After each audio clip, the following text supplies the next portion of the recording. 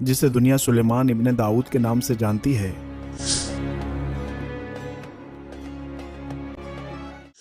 हज़रत सुलेमान अलैहिस्सलाम अल्लाह के नबी हज़रत दाऊद अलैहिस्सलाम के बेटे थे। आप अलैहिस्सलाम बनी इसराइल से ताल्लुक़ रखते थे और अपने वालिद हज़रत दाऊद अलैहिस्सलाम के बाद अनाने हुकूमत संभाल कर बनी इसराइल के बादशाह बने। आप अलैहिस्सलाम अल्लाह के सच्चे पैगंबर और इंसाफ परवर बादशाह थे। अल्लाह ताला ने इन्हें हफ्त अकलीम यानी 7 बरे आज़मों की बादशाहत अता फरमाई और वो सिर्फ इंसानों के ही नहीं बल्कि तमाम मखलूक़ात के बादशाह थे। चरिंदों परिंद और जिन्नात वगैरह सब आप अलैहिस्सलाम के ताबे थे। अल्लाह ताला ने हज़रत सुलेमान अलैहिस्सलाम को जितना वसी व अरीज़ मुल्क अता किया, ऐसा किसी जिन्नो बशर को नहीं दिया।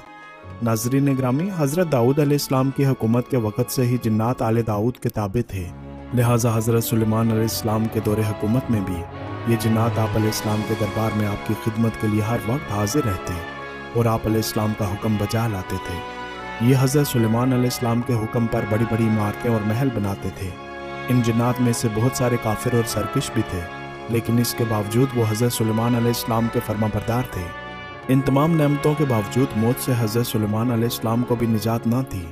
जैसा कि अल्लाह पाक कुरान में इरशाद फरमाता है, हर जानदार को मौत का मज़ा चखना है, लिहाजा ये मौत आप अलैहिस्सलाम को भी एक मुकर्रा वक्त पर आनी थी। नाज़रीन, मुल्क शाम में जिस जगह हज़रत मूसा अलैहिस्सलाम ने अपना खैमा गाड़ा था, ठीक इसी जगह हज़रत सुलेमान अलैहिस्सलाम के वालिद हज़रत दाऊद अलैहिस्सलाम ने इबादत के लिए अजीम बैतुल मुक़द्दस की बुनियाद रखी। मगर इमारत पूरी होने से कबल ही हज़रत दाऊद अलैहिस्सलाम की वफ़ात का वक्त आन पहुंचा और आप अलैहिस्सलाम ने अपने बेटे और जानशीन हज़रत सुलेमान अलैहिस्सलाम को इस मुक़द्दस इमारत को मुकम्मल करने की वसीयत फरमाई। हज़रत सुलेमान अलैहिस्सलाम ने इंसानों और जिन्नों को इमारत जल्द से जल्द बनाने का हुक्म दिया। चुनाचे बाज़ रवायात के मुताबिक 1 लाख संग तराश इसकी तामीर में लग गए। 30,000 अफराद पहाड़ों से पत्थर तराशते थे। 70,000 हाथी और ऊंट इन पत्थरों को उठाकर लाते, जबकि देव और जिन्नात कानों से लाल याकूत, फेरोज़ा, सोना चांदी और कीमती पत्थर वगैरह लाते। इस मस्जिद की लंबाई 784 गज और चौड़ाई 455 गज थी। मस्जिद में 684 स्तून थे और 4000 कंदीलें रोशन हुआ करती थीं। इसकी सफाई पर 700 सफाई करने वाले मामूर थे। तारीखी शवाहिद से पता चलता है कि अदवाम के इलाकों में बड़ी बड़ी कानें थीं, जिनमें पत्थर और तरह तरह के मादनियात मौजूद थे, जिनको निकालना इंसानों के बस की बात ना थी। इन जिनों में बाज़ गोताखोर भी थे, जो समंदर की तह में गोता लगाकर कीमती पत्थर लाते और हज़रत सुलेमान अलैहिस्सलाम की खिदमत में पेश करते। बैतुल मुक़द्दस की तामीर के लिए भी ये जिन्नात दूर दराज के इलाकों से बड़ी बड़ी चट्टानें उठाकर लाया करते थे और मस्जिद की बुनियादों और स्तूनों की बुनियाद रखा करते। इन बड़ी और अजीम चट्टानों को आज भी मस्जिद अक्सा के अंदरूनी हिस्सों में देखा जा सकता है। हज़रत सुलेमान अलैहिस्सलाम के खौफ से ये जिन्नात काम किया करते थे, यहाँ तक कि आप अलैहिस्सलाम की वफ़ात का वक्त भी करीब आ गया और इमारत मुकम्मल ना हो सकी, तो आप अलैहिस्सलाम ने यह दुआ मांगी कि इलाही मेरी मौत जिन्नों की जमात पर ज़ाहिर ना होने पाए, ताकि वो बराबर इमारत की तकमील में मसरूफ़ अमल रहें और इन सबों को जो इल्म गैब का दावा है वो भी बातिल ठहर जाए। क्योंकि अगर जिन्नात को हज़रत सुलेमान अलैहिस्सलाम की वफ़ात का इल्म हो जाता तो वो फ़ौरन काम छोड़ देते और तामीर अधूरी रह जाती।